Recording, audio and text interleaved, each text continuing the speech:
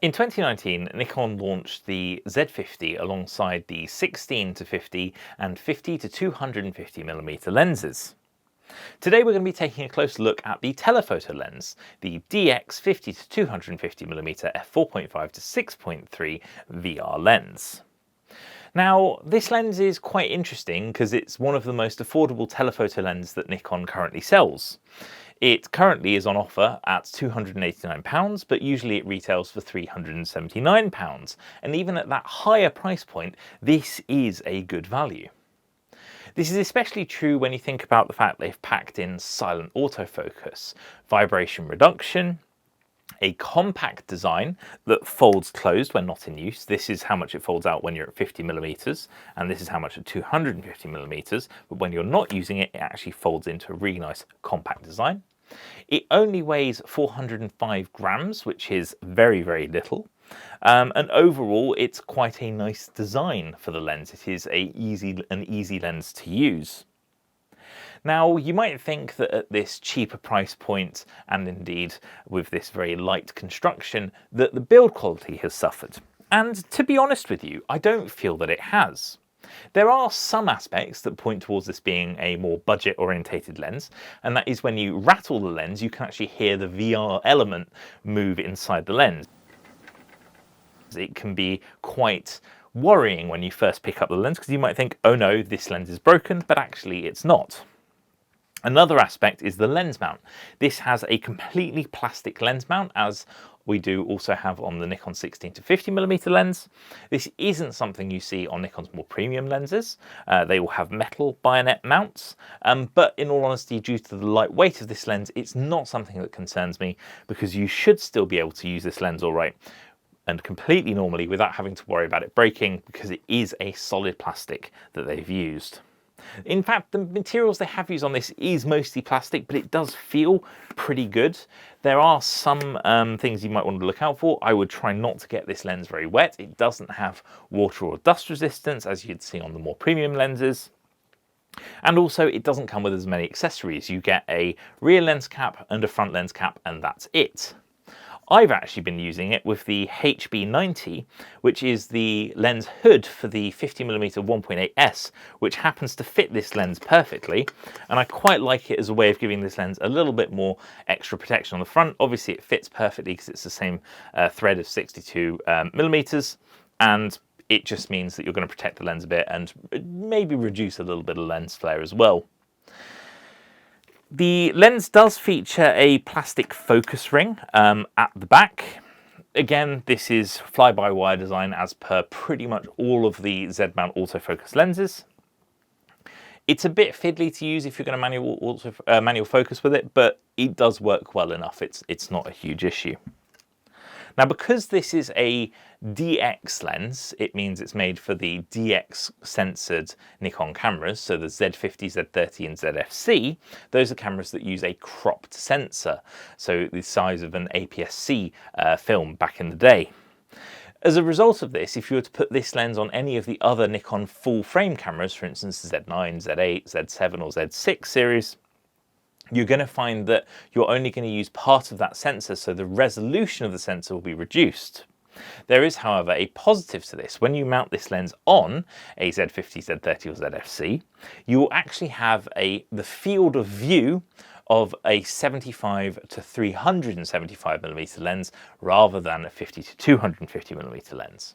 That's quite a bonus because in order to get that same range on one of Nikon's full frame cameras, you'd either need the 100 to 400mm lens, which is hugely expensive in comparison, or you'd have to use something like the 28 to 400mm, which again is, what, 3 times the price of this lens? So despite the fact that this is a DX lens, it does have some major benefits from the fact that, you know, they've built it nice and light, they've made it quite affordable, and actually, optically speaking, I found the quality of this lens very good. They actually have 16 lens elements packed into this very small design, and they do a fantastic job at giving really nice sharp images, good contrast, and relatively low image issues like chromatic aberration, the sort of ED elements that Nikon uses certainly make a difference, and as a result, you just get really nice images from this lens, as you've been seeing. The lens can also be used for video. I'm not sure how much I use telephoto for video personally, not a huge amount, and I don't really think that that's a core application of this lens, but you can absolutely do it. For nature photography, sports photography, this is a really fantastic piece of kit to have. I mean, this is the 70-200 2.8S. It pretty much weighs more than the Z50 and the 50-250 combined, and that's without a camera body. It's significantly larger. Yes, it has a constant 2.8 aperture, but it doesn't even reach 250mm, only reaches 200. So you need to think about the value that you're getting if you're buying this lens. Yes, it's not a professional lens, it's not weather sealed. It's a ridiculous comparison to a certain extent. There's like a 8-9 times factor difference in the price. But for the majority of people, this is going to do the job just fine. The only elephant in the room is that variable aperture that starts at f4.5 and moves its way to 6.3. Now at 50mm, we're obviously at f4.5, but as soon as we're at 60, 70mm, we're at f4.8, so we're already starting to lose it. We get to about 80mm, 90mm, and we hit f5. At 135, we're at 5.3. At 200mm, we're at 5.6. So that's the downside to this lens. It doesn't have the low light capabilities of something like the 70-200 2.8S.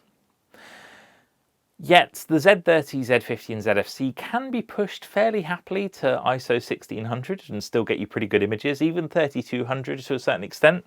So are you truly losing out that much? Maybe a little bit. I think where nature and sports photography does require those faster shutter speeds, for instance, moving players on a sports field, a bird in flight, even something like shooting a car, you are going to want to try and freeze that motion, and having that smaller maximum aperture does mean that you're going to get less light into that lens and you are going to have longer shutter speeds, and it's going to be harder to do that. So you will have to push the ISO boundaries a bit higher.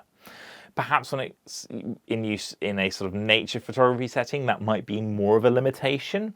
But overall, I've been able to get some good photographs with this lens, and I found it very enjoyable, and I haven't really found that much of a problem. Perhaps don't go shooting this lens at dusk or early in the morning, because you might not have enough light to get great images.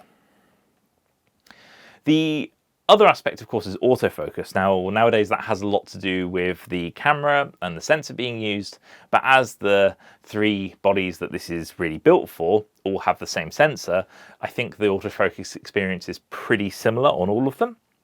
It's pretty snappy and pretty quick, which is good. I found generally it acquires subjects pretty quickly and holds on to them. The focus motor in this lens is very good too. It's perfectly capable. Now, if you're a long-time Nikon user and remember the 70-300mm lenses, I wouldn't compare this to something like the 70-300mm G non-VR or indeed the 70-300D AFS. This is a very different lens. This is much better. And even if I compare it to something like the 70-300 VR, I think this is a much better performing lens. So Nikon have clearly produced a very good lens at a very good price point. If you do shoot with the Z50, Z30 or ZFC, I would absolutely say this is the lens to pick up and use.